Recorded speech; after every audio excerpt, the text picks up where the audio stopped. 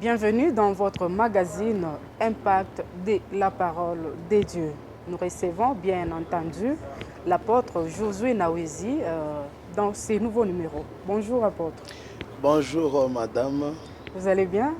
Oui, en forme par la grâce de Dieu. Très bien. Apôtre, aujourd'hui nous allons parler de la délivrance. Oui. D'où vient ce phénomène de délivrance? Est-ce biblique? Oui, la délivrance, elle est biblique. Elle est biblique, commençant d'ailleurs par la Genèse. Dieu lui-même, il a fait ce travail de la délivrance.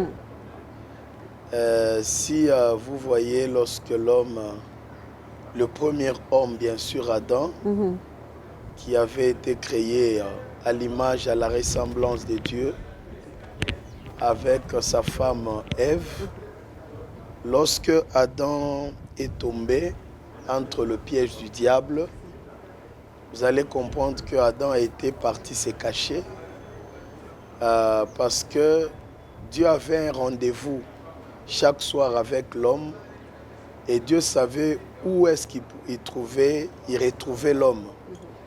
Mais ce jour-là, quand Dieu est venu dans les jardins, il a commencé à appeler Adam parce qu'il ne le voyait pas sur la place habituelle. Et l'homme en répondant, il dira que je me cache.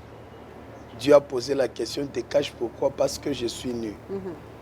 Vous allez comprendre que l'homme était tombé dans les pièges du diable et il s'était rendu compte que il était maintenant dans les désaccords avec Dieu. Avec Dieu, oui. Et là, il est parti se cacher. Et quand Dieu, ce n'est pas que Dieu ne voyait pas là où était Adam, mais juste parce que Adam a quitté les plans de Dieu, c'est comme ça que la place habituelle, ce n'était pas là où Adam s'est retrouvé pendant la visite de Dieu. C'est comme ça que Dieu a commencé à chercher l'homme. Et pour montrer les plans de la rédemption, le plan de la délivrance de Dieu, Dieu a commencé, je parle dans Genèse chapitre 3, si vous commencez dans le premier verset, vous descendez, Dieu a commencé à poser la question à l'homme pour savoir qui lui avait appris qu'il était nu, ceci, cela, est-ce qu'il a mangé les fruits ou n'a pas mangé les fruits? L'homme a répondu, c'est la femme que tu m'as donnée. La femme, Dieu l'a posé la question, c'est le serpent. C'est comme ça que Dieu a commencé à maudire d'abord le serpent. Il a d'abord maudit le serpent. Après le serpent, c'était la femme sur qui Dieu a prononcé des sentences. Après la femme, c'était maintenant l'homme. Et là, vous allez comprendre que quelques temps après, comme l'homme avait dit qu'il était nu, Dieu tua un agneau. Et il a enlevé la peau de l'agneau et il couvra l'homme pour cacher sa nudité. Cet aspect là-bas montre déjà les plans du salut. Parce que quand on parle de la délivrance, nous voyons, c'est un plan du salut. Quand on parle de la délivrance, j'aimerais un peu qu'on lise un verset. Vous venez d'ailleurs de me précéder. C'est quoi même la délivrance? La délivrance est un changement d'étape.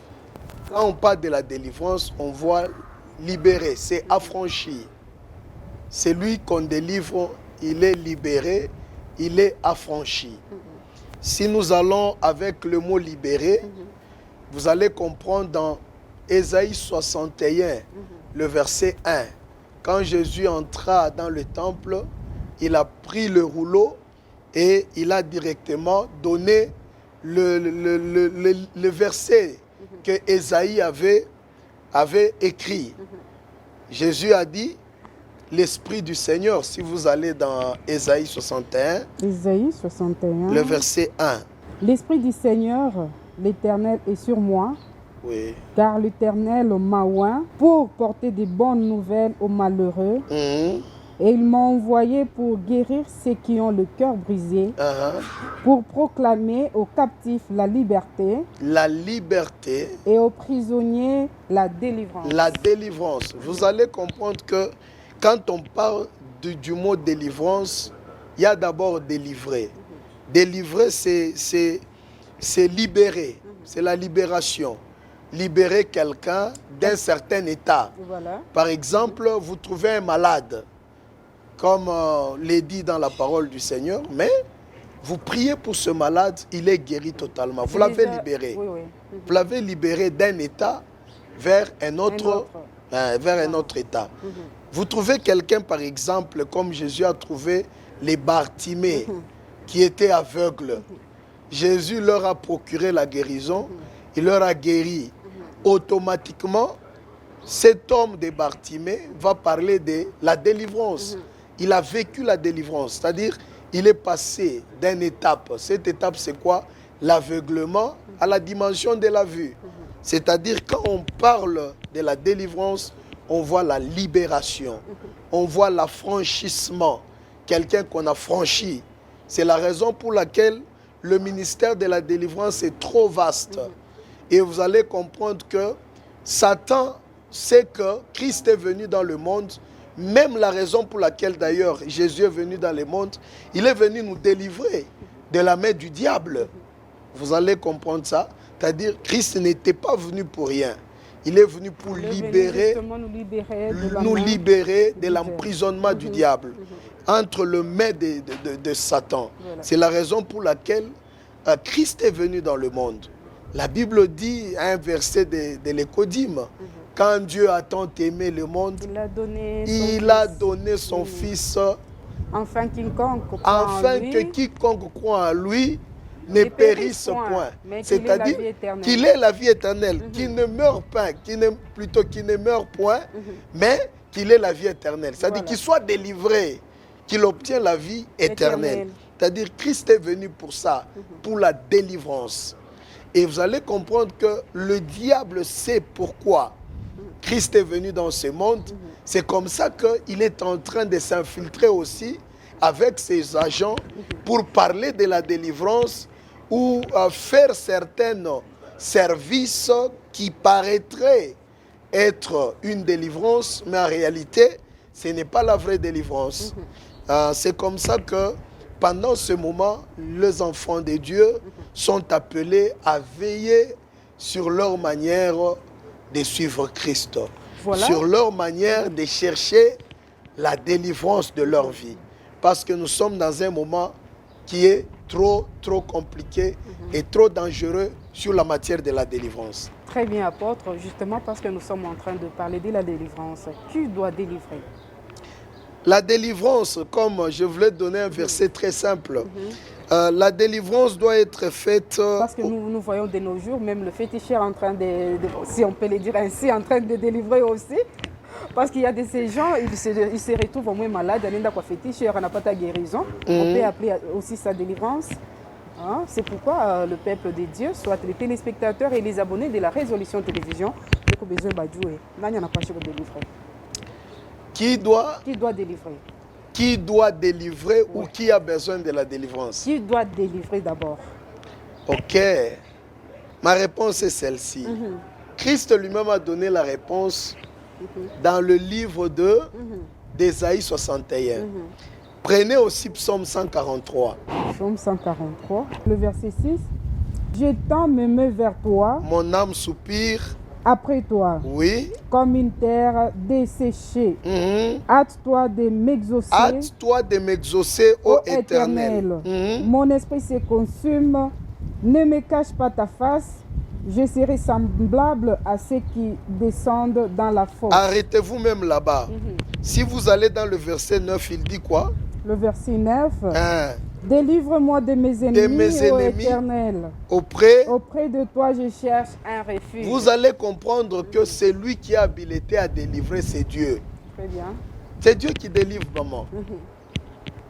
C'est-à-dire, ici, je vois, David est en train de faire la prière à l'Éternel par rapport au ribambelle des ennemis qui l'entouraient, ribambelle d'ennemis qui en voulaient à sa vie, qui en voulait à son trône. C'est comme ça que David a commencé à faire une prière pour que l'Éternel puisse les délivrer de ses ennemis. Vous comprenez un peu? Et celui qui est habilité à délivrer, c'est Dieu. Je prends un autre verset.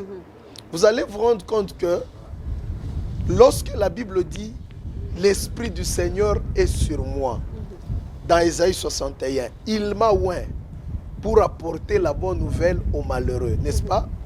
Pour délivrer les captifs et libérer le prisonnier, n'est-ce pas? Guérir ceux qui ont le cœur brisé. Qui parle? C'est Jésus. Qui parle? C'est Dieu. Et Jésus a dit à un moment donné que cette parole vient de s'accomplir. La parole que Ésaïe avait prédite. Alors, quand Christ est entré dans le temple, il a commencé d'abord avec cette parole. Et après avoir lu seulement sur cet endroit là-bas, directement, il a déclaré que cette parole vient de s'accomplir. C'est là où même les sacrificateurs ont chassé Jésus du temple. Ils avaient chassé Jésus du temple parce qu'il avait dit que cette parole vient de s'accomplir. C'est-à-dire il est venu pour délivrer les captifs, libérer les prisonniers, guérir le malade. C'est lui qui est apte à délivrer, c'est Dieu. Mais Dieu ne peut pas délivrer lui-même. Il doit passer par quelqu'un. C'est comme dans Exode, dans son chapitre 3, le verset 7. La Bible nous dit ceci. Dieu a entendu les cris du peuple d'Israël qui lui font pousser ses oppresseurs. C'est-à-dire, il est écrit comme ça. J'ai entendu les cris de mon peuple qui lui font pousser ses oppresseurs. Et je suis descendu pour les délivrer. Mais vous allez vous rendre compte que Dieu n'était pas descendu lui-même pour délivrer les enfants d'Israël, mais il est passé par quelqu'un. C'est lui qui l'a choisi. Qui est cette personne? C'était Moïse. C'était Moïse que Dieu avait choisi pour qu'il soit le libérateur. Pour qu'il soit le libérateur des enfants d'Israël de l'Égypte vers la terre promise. Les faire sortir entre le maître de Pharaon et pour les amener dans la terre promise qui était Canaan, là où ils seront gérés, dirigés par Dieu lui-même. Vous voyez, c'est-à-dire l'acteur, les promoteurs de la délivrance, c'est Dieu lui-même. Mais il utilise toujours un canal pour délivrer son peuple ou pour délivrer ses enfants. Voilà ma réponse, madame. Aujourd'hui, par exemple, quel est le canal que Dieu peut utiliser pour délivrer son peuple? Non, Dieu utilise déjà ses serviteurs. Ses serviteurs? Il utilise déjà ses serviteurs. Et un serviteur de Dieu, il a un mandat. Il a un mandat. C'est la raison pour laquelle vous voyez que beaucoup des hommes de Dieu oublient qu'ils ont aussi les mandats. Les plus grands mandats que Dieu nous a donnés, nous les hommes de Dieu, c'est la délivrance. C'est délivrer le peuple de Dieu. Vous savez, prêcher quelqu'un qui est païen et qu'il reçoit Jésus comme Seigneur et Sauveur, c'est la délivrance. Lorsque quelqu'un reçoit Christ, c'est-à-dire il est délivré, il était dans le ténèbre, là il devient dans la lumière. Il était païen, il devient chrétien. C'est déjà une délivrance. La délivrance, j'avais dit encore au début que c'est le changement. C'est passer d'une étape à une autre étape. Tu étais païen, on te prêche l'évangile, on te prêche la parole de Dieu et tu changes, tu t'es converti. Tu reçois Jésus comme Seigneur et Sauveur de ta vie. Mais apôtre, aujourd'hui, de nos jours, on voit même des féticheurs aussi, des marabouts faire des délivrances. Ils ne font pas la délivrance. Ils ne font pas la délivrance. Ce qu'ils sont en train de faire, ce sont je peux dire, ce sont des exorcismes. Ce sont des pratiques qui sont magiques. Ce sont des pratiques démoniaques. Avec de telles pratiques qui semblerait être une délivrance à la vue des ignorants. Et là, quelqu'un qui était malade, il en profite pour dire que il retrouve sa bonne santé. Ils font la délivrance. Mais en réalité, ce n'est pas la délivrance. Il y a des pratiques que Dieu a interdites dans la Bible. Et ces pratiques là-bas, ce sont des pratiques des magiciens, des féticheurs, des occultistes, des personnes qui sont dans des sectes, qui sont dans des fausses religions. Vous comprenez? C'est-à-dire le diable ou les envoyés du diable ne font pas la délivrance. Ils trompent le peuple de Dieu. Ils trompent les enfants de Dieu. Vous savez, les gens aujourd'hui aiment les spectacles. Le diable sait que les gens cherchent la délivrance. Ils ont besoin de miracles. Ils ont besoin de l'évolution. Ils ont besoin d'émerger dans leur vie. Les femmes ont besoin de mariage. Vous savez, quand une femme ou une fille cherche le mariage pendant des années et qui n'en trouve pas, s'il trouve la possibilité de quelqu'un qui peut lui prêcher ou l'évangéliser pour lui dire que si tu allais chez cet homme-là, tu auras le mariage. C'est-à-dire la femme à cause du mariage ou la fille à cause du mariage, elle est prête à tout. À fréquenter n'importe qui sans pour autant engager l'esprit de discernement dans ce qu'elle est en train de faire. Les femmes qui sont à la recherche des enfants, qui ont un problème de stérilité, ce sont des femmes qui ont la soif d'avoir des enfants.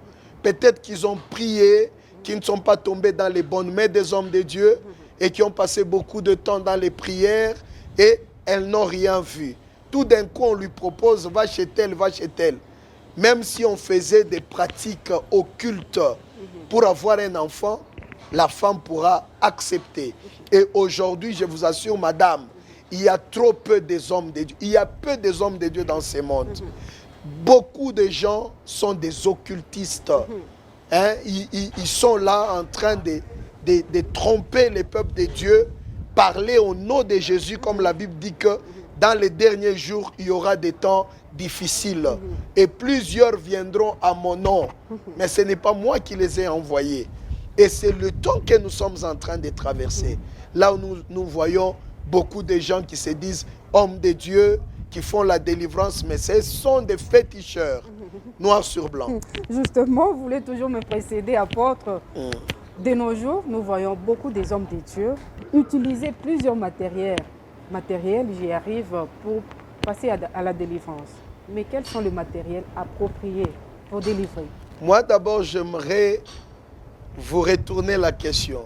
Quels sont les matériels que vous avez constaté que certains hommes de Dieu ont utilisés pour amener les gens à la délivrance? Par exemple, il y a de ces prophètes, de ces pasteurs qui utilisent le feu, voire même de bougies rouges. Le feu. De l'eau. De l'eau. Oui. Des pommes.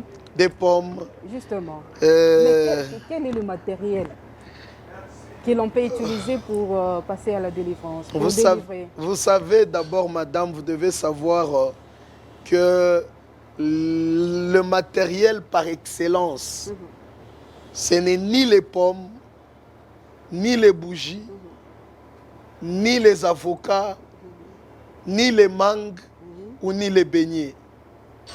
Il y a aussi, hein, en tout cas, Binanza, pour exagérer, tu vois un homme de Dieu, Nakanyanga Muntu Pantumbo, Dieu va me délivrer, peut-être quelqu'un qui est stérile, à Muntu ala Chizale, voire même aller coucher avec une femme d'autrui, Dieu va me délivrer. Oh, madame. Ah, aujourd'hui, en tout cas, c'est déplorable. Vous savez, c'est déplorable, oui, ça fait même pitié. Parce qu'il est écrit dans Osée 4:6 que mon peuple périt par faute de connaissances. C'est pourquoi les églises doivent avoir des enseignants, les bons enseignants. Nos pasteurs, nos apôtres doivent être des bons enseignants. Et la délivrance, il n'y a pas de matériel à utiliser, maman, pour amener les gens à vivre quoi? La délivrance.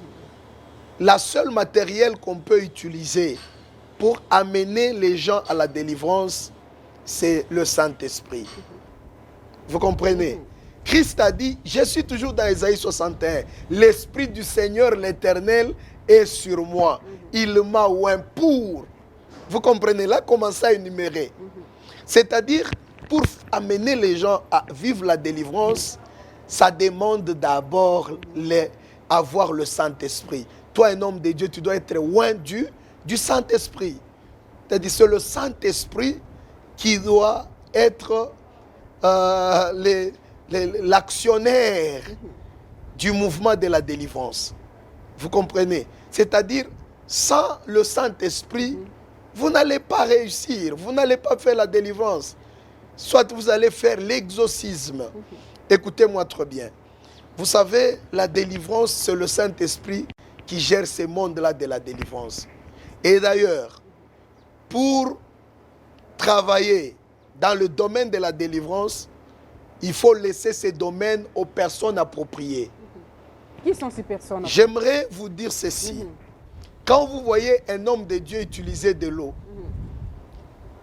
pour que peut-être que quelqu'un prenne cette eau là-bas pour la guérison, ce n'est pas ça le matériel de la délivrance. Mais c'est juste une inspiration que Dieu lui a donnée pour que ce dernier peut-être puisse utiliser de l'eau pour que la personne en question reçoive la délivrance. Vous comprenez? Il y avait dans la Bible, si je ne m'abuse pas, dans Jean chapitre 5, à la piscine de Bethesda, il y avait beaucoup de malades. Et ces malades là-bas attendaient à la piscine, là-bas, ils attendaient le mouvement de l'eau. C'est-à-dire un ange descendait, il bougeait de l'eau. Quand l'eau s'agitait, le tout premier qui s'y jetait était guéri de sa maladie, quelle que soit sa maladie. Même s'il avait le sida, le cancer, la stérilité, dès qu'il est le premier à s'y jeter dans l'eau, il était automatiquement guéri.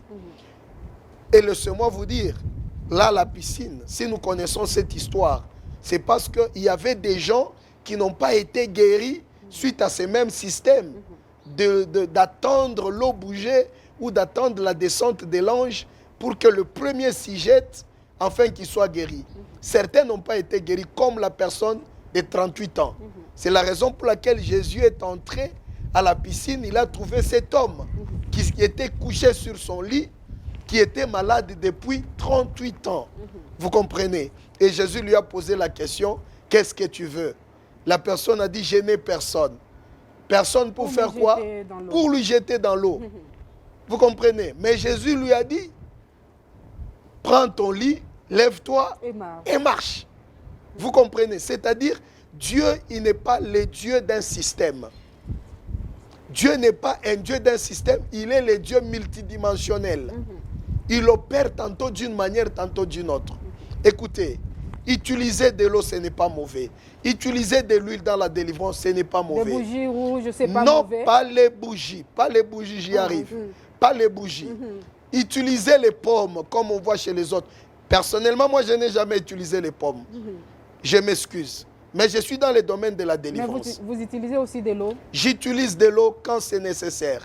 Quand le Saint-Esprit me dit d'utiliser de l'eau, j'utilise de l'eau et les gens sont guéris. Et surtout que quand on a malaria, il y a une bouteille à maïs à 5 000 francs, vous lui vendez à 10 000 francs, et plutôt à 100 $. Pas seulement, ça maintenant, ça devient diabolique. Ça devient maintenant le commerce. Un homme de Dieu qui appelle des gens, téléphone ou quand on reporte apparemment quelque part, soi-disant, je ne sais pas si je peux dire ainsi. Maintenant, je fais ça ma magie. Moi, je voudrais d'abord vous répondre par rapport à ce que vous dites que vous achetez une bouteille de l'eau à 5 000, à 100 $, à 300 $. Ça devient du commerce derrière l'évangile. Voilà. Est-ce que vous comprenez? Tout ça, c'est interdit. Est-ce que Jésus, quand il a guéri la personne qui avait 38 ans de maladie à la piscine, il lui a demandé l'argent? Non, non. Il ne lui avait pas demandé l'argent. Je me rappelle bien dans la Bible, Jésus a guéri des lépreux. Mais un est revenu à lui pour témoigner sa guérison. Et Jésus lui dira, va te présenter devant les sacrificateurs et donne-leur l'offrande. Vous comprenez? C'est-à-dire, Dieu n'agit pas de la même manière. Dieu ne peut pas seulement, quand vous prenez quelque chose là, chaque fois pour guérir les gens, il faut de l'eau. Chaque fois pour faire les miracles, il faut du sel. Chaque fois, il faut des bougies. Chaque fois, il faut de ceci, cela. Ça devient une doctrine. Et quand cette pratique devient une doctrine, directement, ça devient de l'idolâtrie. On ne peut pas adorer de l'eau. On ne peut pas adorer les pommes. On ne peut pas adorer les ceci, cela ou les ceci, cela. Vous comprenez? Ce qu'il faut faire, c'est quoi? Il faut se laisser utiliser par le Saint-Esprit. Mais Dieu, c'est vrai que Dieu, Naaman aussi, a été guéri. Il avait sa lèpre partout dans le corps. Mais lorsque sa servante avait demandé à sa maîtresse, si mon maître était chez nous, cette maladie devait guérir. Naaman était parti voir le prophète en Israël. N'est-ce pas? Quand il s'est rencontré avec Élisée, cet homme d'Élisée, d'ailleurs, il n'avait même pas vu Élisée. Élisée avait juste envoyé des messagers pour dire que va dire à cet homme-là, malgré qu'il était général, il avait de bien, il avait tout et tout, va lui dire de se jeter dans le Jourdain cette fois, dans l'eau cette fois. Et lui a commencé à dire, est-ce que là, d'où je viens là-bas, il n'y a pas de l'eau, il n'y a pas de fleuve où je devais me jeter, où je devais me laver. Cet homme veut me dire quoi? Mais comme c'était un homme de Dieu, il avait aussi une très bonne ceinture des serviteurs. Les serviteurs ont exhorté Naaman. Non, comme le prophète a dit, va te jeter, allons-y, on va te montrer là où tu dois aller, te jeter et tu verras. Sur la parole de Dieu, tu seras guéri. C'est-à-dire, Élisée n'a pas guéri tout le monde de la même manière. Jésus n'a pas guéri tout le monde avec la boue. Par exemple. Il n'a pas guéri tout le monde avec la boue. C'est-à-dire, Dieu n'est pas dans un système. Dieu, il est le multidimensionnel. Vous comprenez? Il est le multidimensionnel. C'est-à-dire, avec Dieu, Dieu peut guérir avec de l'eau, mais que ça ne soit pas comme de la doctrine. De la doctrine, c'est ça maintenant le fondement de votre église. Là, vous êtes en dehors. Vous devez corriger votre manière de faire les choses et on ne peut pas vendre de l'eau. L'eau qui coûte à 500 francs, vous le vendez à 100 $. Ça, c'est du vol pur et simple. Et du commerce. Ça, c'est du commerce, bien-aimé dans le Seigneur. Et tout ça, Dieu doit avoir pitié de ses serviteurs, d'enlever la pauvreté dans les hommes de Dieu. Vous savez, quand vous n'êtes pas dans la vérité, vous allez commencer à servir, prétendre servir Dieu, mais vous êtes dans la fausseté, en train de vendre de l'eau, en train de vendre l'huile, en train de vendre les pommes, même pour la réception. Aujourd'hui, pour venir voir l'apôtre Josué Nawezi, il faut avant d'entrer, tu payes 50 $. Tu payes un jeton de 100 $. Non, le droit d'entrée. C'est quoi ça? C'est écrit où dans la Bible? Mais vous êtes aussi ministre de Dieu, apôtre. Je condamne. Moi, je suis un homme droit. Moi, je suis un homme droit. Moi, je condamne de telles pratiques dans cette ville. Si on était assis dans de telles pratiques. Mais aujourd'hui, il y a même des gens qui montent des témoignages et ça passe à la télé. Ils disent qu'ils ont fait marcher les boiteux. Mais ils ont des béquilles dans leur maison. Ils vont ramasser des gens dans des petits coins de village, des gens qu'on ne connaît pas, qu'on n'a jamais vus. Vous comprenez? Des gens qu'on n'a jamais vus dans les églises venir en train de boiter, mais on les ramasse quelque part. On vient, on les met à l'église. Oh, c'est comme s'ils venaient, ils sont malades. Ils sont en train de marcher comme des boiteux. Et après, quelques temps après, et dans la foule comme ça, en pleine prière. Quelque part, Ben Apenda Moussaïdi à Mungu. Justement, on n'est pas le Saint-Esprit. Ça, c'est pas le Saint-Esprit. Quelques temps après, ma foule moulée parce que les gens aiment les spectacles. Bantu, kama mimi nanza konesha bile bintu Mungu anintumikishaka ku télévision. Mais j'aurai beaucoup de gens. Mais les gens aiment les spectacles. Qu'est-ce qui se passe? Ben on a monté ma montage à ma miracle. Ma béquille a monté, ma bitukani. Na ma prophétie n'y a monté, ma délivrance y a monté. J'aimerais directement vous répondre à votre question parce que nous courons derrière les temps. On ne peut pas faire une délivrance en allumant les bougies. Non, les bougies, pourquoi? Là, il y a une autre pratique. Là, c'est l'exorcisme. On ne peut pas délivrer les gens en les faisant passer sur le feu. La parole de Dieu interdit de telles pratiques, madame. La parole de Dieu n'autorise pas. La Bible dit que vous ne ferez jamais passer votre fille ou votre fils sur le feu. Il y a une interdiction selon la parole du Seigneur. Vous comprenez? C'est-à-dire quand vous voyez, vous allez chez un homme de Dieu qui commence à vous dire « L'état ma bougie à rouge, l'état ma bougie à blanc, l'état ma drap, l'état ma bintu bifulani ». Cet homme-là, c'est un occultiste. Cet homme-là, c'est et c'est quelqu'un qui est dans des sciences occultes.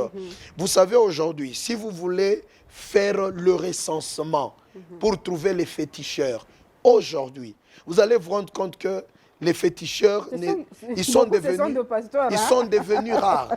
Pourquoi? Parce que tous ces féticheurs-là se sont rendus compte qu'un bon commerce actuellement à faire, c'est les pastorales.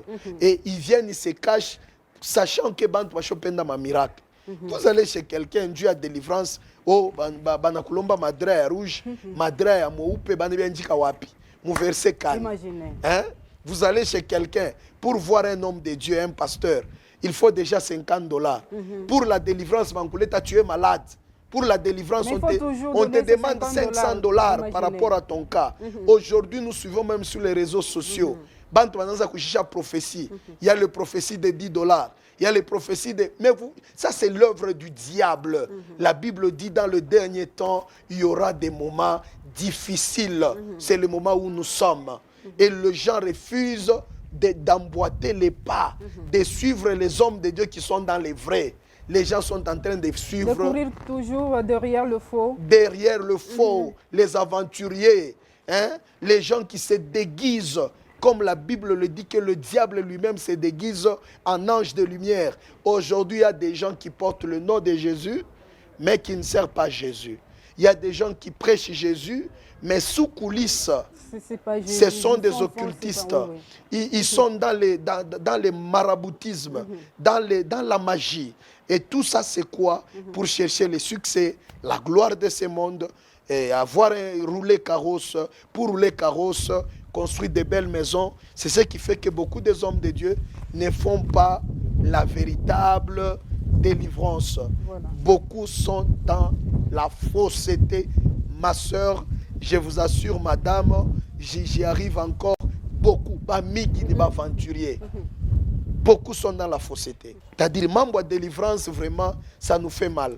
Et pour chasser... Oh non, Dieu, j'aimerais d'abord terminer en disant ceci. Oh non, je vois, tu as le mari de nuit, tout ça, il faut la délivrance. Mais la délivrance, c'est Seigneur, tu couches avec la femme d'autrui pour qu'elle soit délivrée. Est-ce que c'est ta femme? Pour délivrer quelqu'un, il faut mettre les pieds sur son ventre. Si son mari est là, admettez que son mari soit là, tu prends les pieds, tu mets sur son ventre. Mais le mari aussi a besoin que sa femme soit délivrée. Ce mari, c'est un naïf. Ce mari, c'est un efféminé. Ce mari, je ne sais pas comment je vais le qualifier. Moi, je ne tolérerai jamais à voir ma femme à moi qu'un homme, quelqu'un qui s'appelle homme de Dieu, qui prend son pied et mettre sur le ventre pas de la femme, de ma femme à moi. Et puis vous la filmez même. Le temps nous fait défaut. Que le Seigneur le pardonne. Le temps nous fait défaut. Nous sommes déjà en train de chuter. Hein? Fidèle abonné, apôtre Anassema tout bien. Hein? Il faut vraiment que ça ne soit pas une doctrine. Hein? Léonie Maï, ou moi, je me délivrer par la maï, par la maï à moto, par la bougie. Vous êtes aveuglé, mouillé mécanicien. Ils sont dans l'idolâtrie. Imaginez, et vous êtes dans l'idolâtrie. Apôtre, on est tout confirmé d'ailleurs. Apôtre, nous sommes déjà en train de chuter. Quels sont les signes qui témoignent la manifestation du Saint-Esprit? Ouf, les signes qui... Entre autres, crier. Non. Tomber, s'agiter avec les hommes de Dieu. Ça, c'est la démangeaison spirituelle. Ce n'est pas seulement tomber qui veut dire que tu es délivré. Il y a des gens qui tombent dans nos églises tous les jours, qui continuent à tomber, à retomber, tomber, retomber. Il y a même des mensonges qui se passent. Il y a dans une église comme ça, toi c'est qui? Nimi apôtre Josué. Dieu a séparé aussi ma famille. Pour humilier aussi. Nimi apôtre Josué.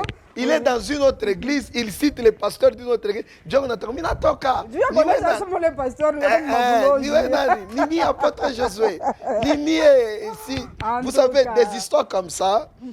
Vous savez d'abord que Christ ne permet pas aux démons de parler. Hein? Vous savez ça? Quand vous chassez les démons, il faut que les démons quittent dans le silence. Parmi les signes de la délivrance où il y a les tombées. Quelqu'un peut tomber, il est délivré. Quelqu'un d'autre peut tomber, mais il n'est pas délivré. Vous comprenez? Lorsque quelqu'un est délivré, il doit y avoir un changement total dans son comportement, même dans sa manière de faire les choses dans la vie. C'est-à-dire, quand il y a un changement, vous savez d'abord, la plus grande délivrance, nous la recevons au travers de la parole de Dieu. Et quand quelqu'un est délivré, il doit avoir un changement. Un changement. Chaque fois que vous allez, on a une délivrance. Hein? On n'a pas ta cage. C'est un signe de la délivrance. C'est un signe de la délivrance. C'est un signe après avoir reçu la parole de Dieu, après avoir kukombea, tout ça. C'est la délivrance. Il y a les signes. Tomber ne veut pas seulement dire que mon te délivré. Tomber ne signifie pas que mon te délivré. Fidèles téléspectateurs, en tout cas, ça fait débat, hein, surtout avec nos églises du 21e siècle. Merci pour votre réelle attention nous accorder. À très bientôt.